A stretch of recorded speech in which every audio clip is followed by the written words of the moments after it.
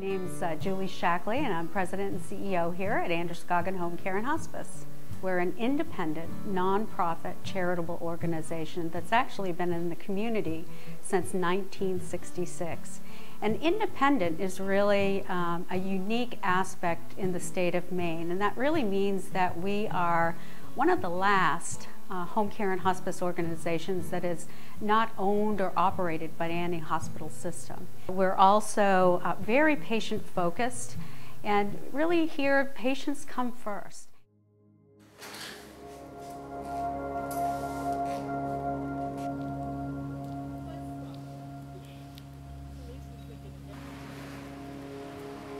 I'm a nurse with Androscoggin Home Care and Hospice. I've been a nurse for 2 years. Home care is really about meeting people where they're at. You know, when they're in the hospital, they're in a structured environment, they're in a, clean and perfect, and you have all the care and all the help that you need, and then you come to their homes and then you meet them where they live. I work for Bob here, and I come in the morning and help him with his bath and get him up and get him into his chair, get him all together, and then I also do some housework after he's up and he has things to do. Then he's on his own for the day.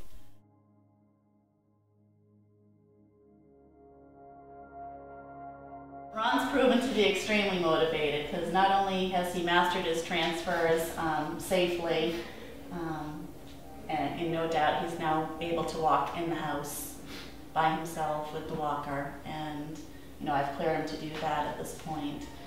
He's actually been able to go down and get his mail. Their goal is to make a treatment plan that is individualized just for you. I mean, it's custom made, minute to minute, and right. It's a comfort for me. I feel more comfortable talking with Kate than I do my own doctor, because she is so knowledgeable, and she don't know, she'll call and find out for me. She say it's just so great to have somebody like that knowing every week they're going to be here. Thanks to Jean and her co-workers, they've made it possible for me to stay in this house. It gives me a quality of life. I can still enjoy my home, and I can still have friends come in, relatives come in. We are friends with these people in the sense that we take care of their emotional needs and we help encourage them. Everybody I've met at Androscoggin, they're great. They are great.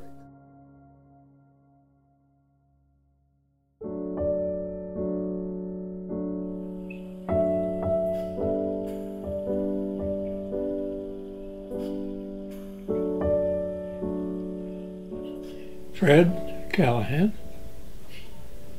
I live in Auburn. I have born in Lewiston, and I lived in this area all my life. President of Callahan Brothers. We built bridges in Maine and New Hampshire. And we work as a team. We work very close to meet all of the holistic needs that Fred may have. I'm the RN, we have a social worker, a chaplain, home health aides, we have volunteers, and then we even have bereavement coordinators for after that Fred takes his journey. I elected to live here the rest of my life. They're such nice people that it's a pleasure to have them here come in.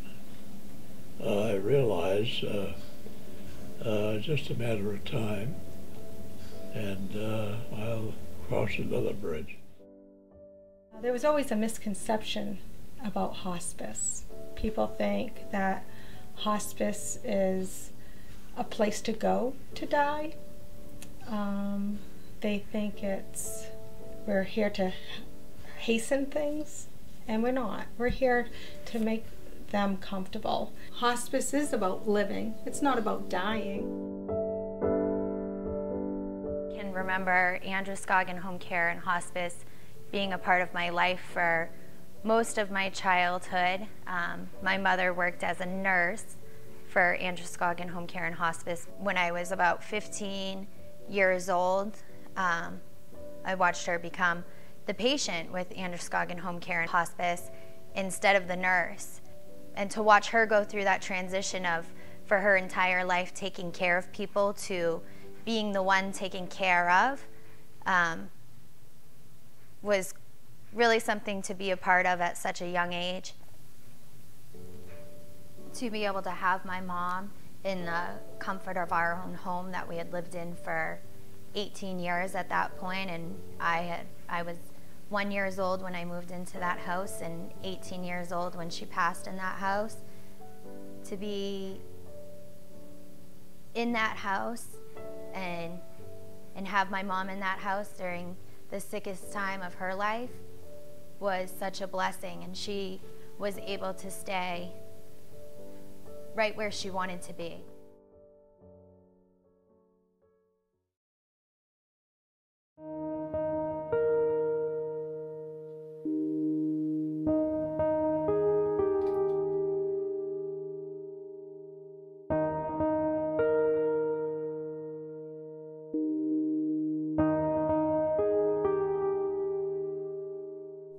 I'm Helen Spencer. I'm a registered nurse. I'm working at the Hospice House.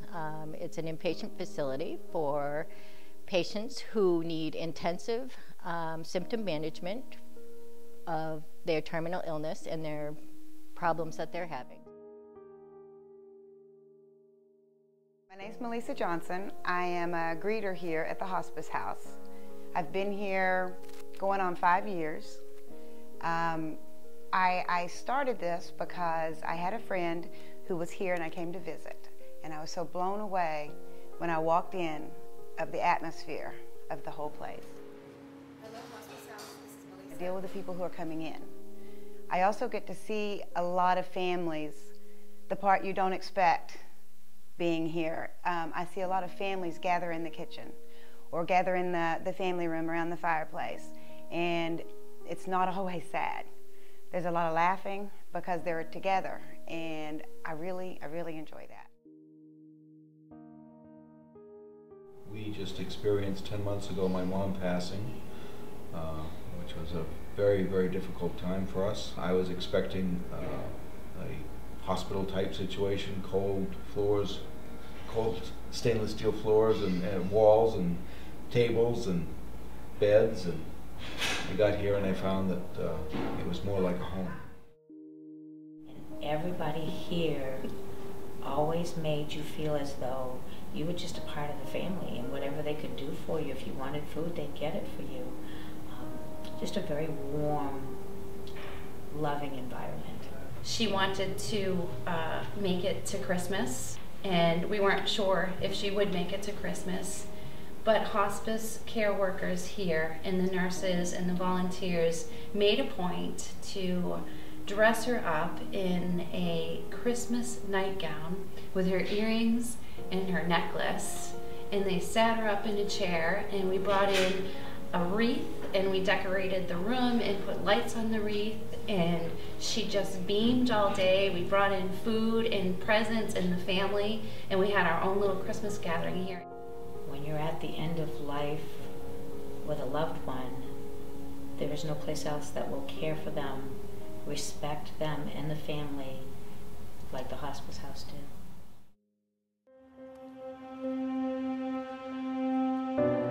For the last 4 or 5 years, we've just lost so many people in our lives. Our brother, our parents, and 2 close friends of ours. Camp Dragonfly has meant a lot to us in that it taught us better ways of how to cope, and it showed us that there are lots of other people who know what we're going through and can not only empathize but have gone through it as well, and it showed us that we aren't alone. Something that really teaches you is that you're not alone. You're not the only one that's going through this. You're not thinking that I'm the only one that's had this happen to me. When I was 9 years old, my dad passed away. It was really hard. Androscoggin Home Care and Hospice has a camp called Camp Dragonfly. You go for a day, and it's for people who are grieving and who have lost people that they love. It gives you a good resource to help you realize how kids grieve and that it's so different from adults, and it also teaches the kids that it's okay to grieve. It's okay to be sad, angry. It's okay to be happy. I would definitely tell other people and their kids that they should go because it helps you get through hard times. Everyone there is just there to help you, and it's such a positive environment dealing with such a negative experience, and you just come back a better person.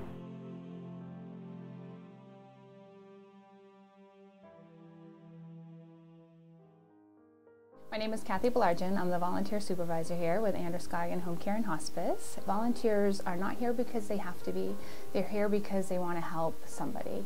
They love what they do. My name is Janine Blay, and I'm a volunteer at Androscoggin Home Care and Hospice. About 2 years ago, I lost my husband, and he passed away at the hospice house. And so I figured that I needed to return the services that had been given to him. It has made me less lonely being without my husband, because we were always together.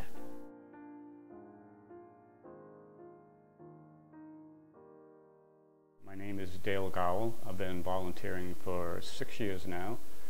I've been doing therapy dog work for like 19 years, and my father was in the hospice program. And for the first couple of years, I was like the only person in the program, but now we have, I think, 6 or 7 dogs, different people. They come here, but they also go to the patients in nursing homes and places like that. We don't just come to the hospice house. So I get a certain sense of accomplishment that I actually started this program. So it does, it's not a big thing, but it makes me feel good. We have other volunteers that are here just because they have a need to help other people. They may not have even known anything about our agency when they first came on board, but once they learn, they really stay with us for quite a while. I just knew that this was my calling, was to be with people, and I love it, every minute of it. I can go shop at Shaw's and I can make them, make them groceries. In the bottom of an old pond lived some grubs who could not understand why none of their group ever came back after crawling up the lily stems to the top of the water. They promised each other that the next one who was called to make the upward climb would return and tell what had happened to him. Soon, one of them felt an urgent impulse to seek the surface. He rested himself on the top of a lily pad and went through a glorious transformation, which made him a dragonfly with beautiful wings. In vain, he tried to keep his promise. Flying back and forth over the pond, he peered down at his friends below. Then he realized that even if they could see him, they would realize not such a radiant creature as one of their number. The fact that we cannot see our friends or communicate with them after the transformation, which we call death, is no proof that they cease to exist. We're blessed to actually work and live in these communities that we serve, because they are such an amazing group of individuals and organizations that are really focused on the patient and their community.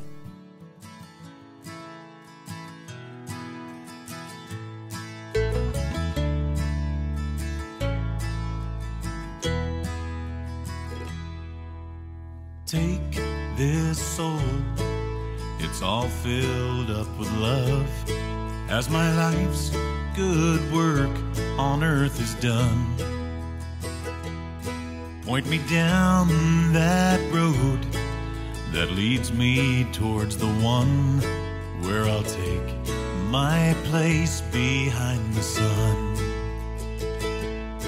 There's a light inside of me I know will always shine, far beyond the deepest, darkest edge of time. I got friends and family, they'll be waiting there for me as I take my place behind the sun.